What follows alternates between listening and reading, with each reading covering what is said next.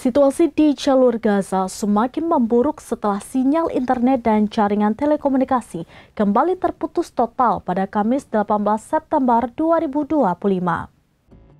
Situasi di jalur Gaza semakin memburuk setelah sinyal internet dan jaringan telekomunikasi kembali terputus total pada Kamis 18 September 2025.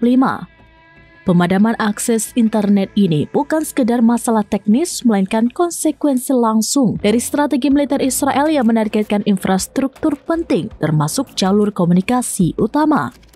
Terlebih pemadaman terjadi bertepatan dengan masuknya tank-tank Israel ke jantung kota Gaza, memperkuat dugaan bahwa serangan ke jaringan telekomunikasi dilakukan bersamaan dengan manuver darat.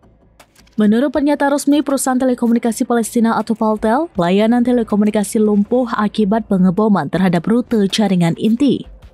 Bagi warga sipil, dampaknya sangat besar. Pemadaman internet dan telepon membuat keluarga terpisah tanpa kabar. Lembaga kemanusiaan kesulitan memantau korban dan rumah sakit terhambat berkoordinasi dalam evakuasi pasien. Banyak warga bahkan terpaksa mencari sinyal lemah lewat eSIM di tempat tinggi untuk sekedar mengirim pesan darurat, menambah kepanikan warga sekaligus menjadi pertanda operasi darat Israel akan meningkat. Tentara Israel menolak berkomentar langsung mengenai pemadaman tersebut. Namun dalam pernyataan terakhirnya, militer menegaskan sedang memperluas operasi di kota Gaza untuk membongkar infrastruktur teror dan menyiapkan militan serta tetap aktif di Khan Yunis dan Rafah di bagian selatan.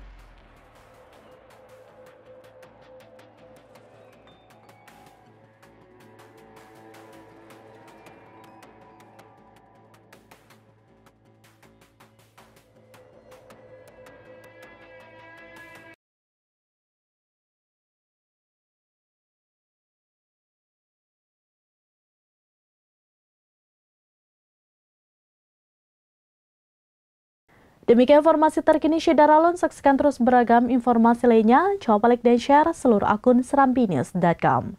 Download Tribun X sekarang, menghadirkan lokal menjadi Indonesia.